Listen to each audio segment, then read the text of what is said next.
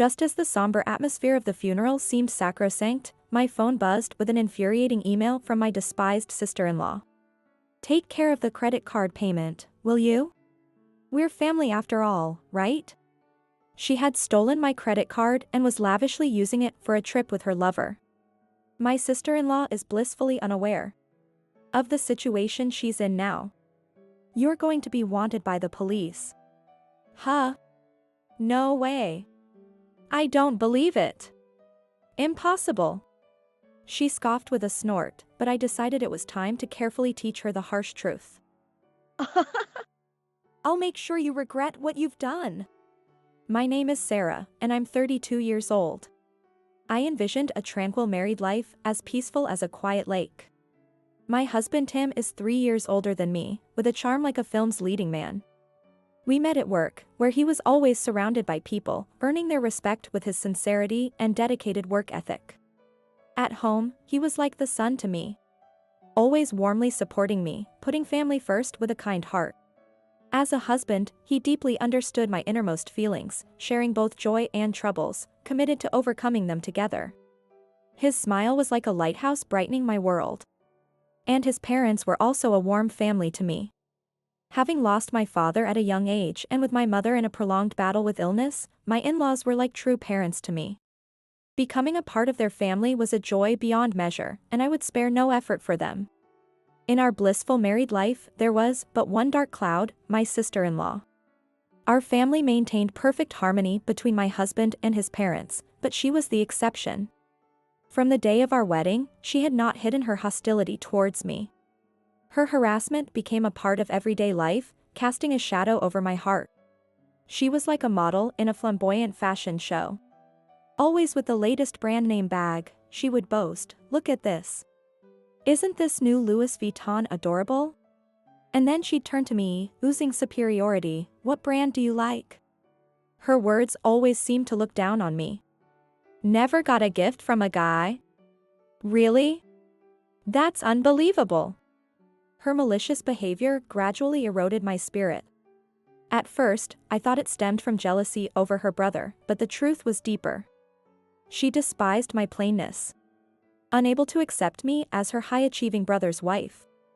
My lack of romantic experience was just fodder for her mockery. "Lately, it's so annoying being hit on by guys I don't even like."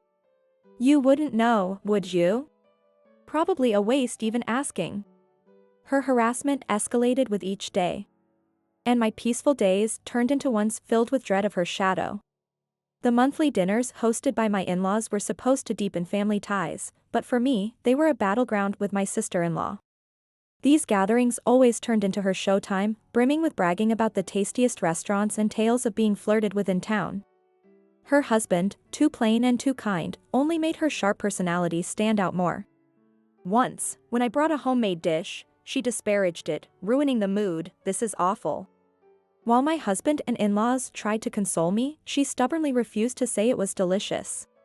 When I felt down about ruining the mood, she would add insult to injury, "Your gloom is really bringing me down." Her barrage of attacks was always aimed at me, constantly meddling in my life. Despite the stress she caused, I strived to maintain harmony as part of his family. One day, I decided to go shopping after a long while. I ended up buying so much. But it's okay, once in a while, right? It's a stress reliever. Huh? Could it be? I saw a couple ahead of me. From the back, I could tell it wasn't her husband. What's going on? But they were arm in arm. And a kiss? In the middle of downtown, no less. It was clear they were lovers. Could it be? I've stumbled upon my sister-in-law's secret? Feeling like a detective, I decided to follow her, now alone, after saying "bye" to her boyfriend. Maybe it's better not to know. But since I saw, I couldn't help but be curious. She walked confidently, without looking back, towards a destination. And it was a pawn shop. No way. It was indeed the case. She must have just received a watch from her boyfriend and was now selling it at the counter. Oh no. She's selling it just like that. But maybe this is how she's making her money? Now that I think about it, that boyfriend, I seem to have seen him somewhere before. Well, never mind. Supposedly a housewife, she was supposed to be living off her husband's earnings, but here she was, augmenting her own money. As these thoughts raced through my mind, she stepped out of the shop talking on the phone. Yeah, I just sold it for $2,000. Thought it would go for more, quite a shame. Well, I'll just get another from some other guy, no big deal. Oh, and I'm going shopping today. That's what the money's for. I felt like I heard something I shouldn't have. Maybe it's better not to delve any deeper, I thought, and left the scene. And so, I decided to keep an eye on things a bit longer without telling her brother, my husband. A small disturbance arose in my quiet daily life. Where did it go? My hands fumbled through the drawers repeatedly. The credit card that should have been there was gone. I couldn't remember using it, not a trace left. Did I leave it in my wallet? Or could it be my husband? To check, I decided to look up the credit card history online. And, oh, what a shock it was. This hotel is. The name of a shady hotel behind the station appeared on the screen. Of course, I've never been there. Could it be my husband? But he doesn't seem like the type to do such a thing. The only others who could enter our house are my in-laws, who have a key. No way. But, no, that's impossible. Yet, it seemed the most likely possibility. I decided to call my in-laws to check. As it turned out, the key was indeed missing. My mother-in-law was flustered but assured me, "Don't worry, I have an idea of what's going on," and hung up. It must be my sister-in-law. I don't want to believe it, but she must have entered this room on her own and stolen the credit card. I can't think of any other possibility. But how should I tell my husband about this? If it really is my sister-in-law who has the credit card, it's only a matter of time before she uses it again. I decided to leave the past history as evidence and let her slip for a while. But why do bad things always seem to pile up? After a long illness, my mother has passed away. I have few memories with both my parents. However, I do have fragmented memories of my mother's love, raising me by herself. Though her hospitalization was prolonged and we didn't spend much time together, memories of happier days come back to me during times like these. As her only family, I took care of the funeral arrangements. It was a small family funeral, but the days were somewhat hectic nonetheless. In the midst of all this, I received a notification on my mobile about the use of the credit card. I had set it up so that I would be notified whenever the card was used, but I never expected it to be on the day of the funeral. Since it was a small funeral, I had asked my sister-in-law and her husband not to attend, but to think she would use the card at this time, knowing of the death. I checked the usage, and it looks like she bought cosmetics at some airport. What, Paris airport? Could it be France? And with whom? I had just seen my sister-in-law's husband a few days ago, and she hadn't mentioned going on a trip. It might be a secret from her husband. When I contacted my sister-in-law's husband, as expected, or rather unfortunately, my sister-in-law had lied to her husband and gone on an overseas trip with her lover. She had told her husband, "My mom has fallen ill, so I can't come home for a few days because I need to take care of her." Using someone else's credit card to enjoy a trip with a lover. How despicable can a person be? Unable to overlook my sister-in-law's unbelievable actions any longer, I decided to take action. Since it was certain that my sister-in-law was cheating, I waited for her to return to the country and started investigating, and little by little, the true nature of my sister-in-law became clear. Surprisingly, she wasn't just involved with one other person. She was simultaneously seeing 4 others, switching partners almost daily. Really despicable. I couldn't help but mutter how half-hearted my sister-in-law's actions were. Week after week, she received gifts from someone and then sold them at a pawn shop. She needed the money for her visits to nightclubs. I don't know how much she's pouring into it, but she seems to be going there almost every night. Probably, she's fallen for a bartender she favors. Every day she's on a date, and every night she's there, so the evidence quickly added up. I was just considering when to act when I unexpectedly ran into someone in town.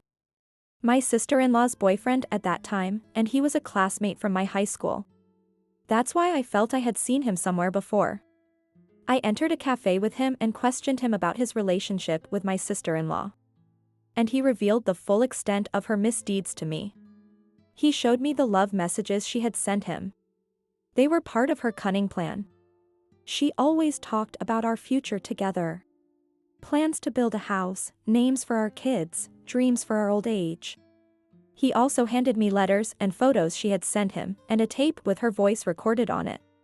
They were filled with her words of love. But it was all a lie. She told me she needed money to support her family. That's why I gave it to her. Then he showed me a list of the expensive gifts he had given my sister-in-law. They were proof of his love for her.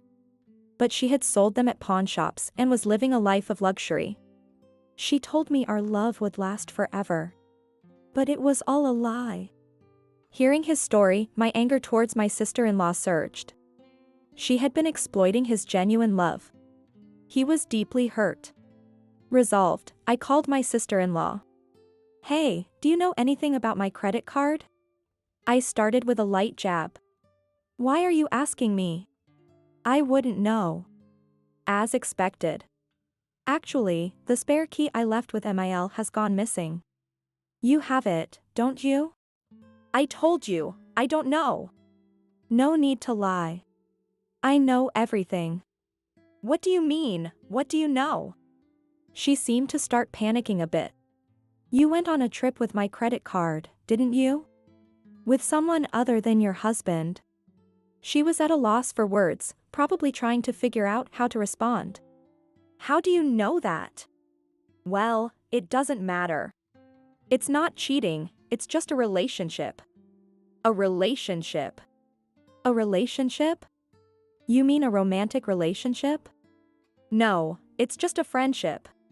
You wouldn't understand, having so little experience with men, but I have many male friends. That's how she responded. I don't think it's just a friend thing. Then why didn't you tell your husband? You even lied to go on the trip, right? Well, my mother really was sick. The trip was decided suddenly, it couldn't be helped. Really, she has an answer for everything. Whether it's true or not, no one can tell, and with people like her, no matter how far you go, they'll always have an excuse, so telling her the conclusive fact might be effective. Is that so? But you were cheating. I've seen it all. What did you see? You, walking arm in arm with a man. So, that was. Do you recognize the name Ben? Why would you know that name? He's a classmate of mine. I remembered his face, so I decided to ask him about it. Realizing she was in trouble, my sister-in-law suddenly fell silent. Well, let's keep the pressure on. You lied about being single and dated him, right? And you even took cash from him saying your mother was seriously ill and needed expensive treatments. Ben's father is the president of a company, and it was well known in school that he was wealthy. He was smart and wealthy, but somehow naive about women. It's just too sad that his girlfriend was my sister-in-law. That's why I told him that my sister-in-law was married. And you even talked about getting married, right? Isn't that marriage fraud? He's planning to sue you. Sue? No way. I never said I wanted his money. But you did take money saying you needed it for your family expenses, right? Yes, but... My sister-in-law began to falter. Finally realizing the gravity of the situation. Oh, and you've been taking money like that from others too, right? What? Why would you? It doesn't matter how I know.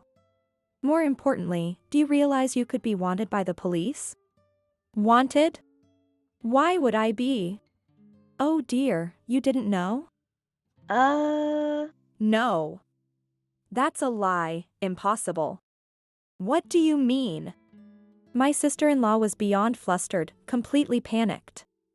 Did you know that people you've deceived out of money have filed criminal complaints with the police? That's absurd. The police wouldn't act on something like this. Oh, but they do when the total damage is large. Just how much did you swindle? It's horrifying, really. She alone was taken for $300,000. To frequent those fancy nightclubs every day, she must have collected similar amounts from several people. The total damage is likely close to $1 million. But I don't have that kind of money on hand, so there's no evidence. There may be no evidence, but the lawsuits are certain. And next, you'll be facing a divorce. Divorce? Why would it come to that? Oh, you thought your husband didn't know? He knows everything. What? No way. She must be pale as a ghost and shaking right now. I've just handed over the evidence of your affair to your husband, so he might be coming home any moment now. Why would you do something so unnecessary? Imagining her face twisted with anger and anxiety, I continued. There are right and wrong things to do, family or not. I'm not going to forgive you for stealing and using my credit card without permission. Wait, I'll return it right away. Please, I'm begging you, forgive me. Crying and begging won't help her now. I will never forgive you. You're going to pay back every cent you used. Afterwards, my sister-in-law divorced her husband, and once her in-laws found out what happened, they disowned her. Of course, there were multiple complaints from many men, and eventually, my sister-in-law was arrested. The criminal trial resulted in a prison sentence with no possibility of probation, so she won't be coming out anytime soon. The money she splurged with my credit card was reimbursed by her husband as a way of thanking me for providing the evidence. At last, peace has settled around me.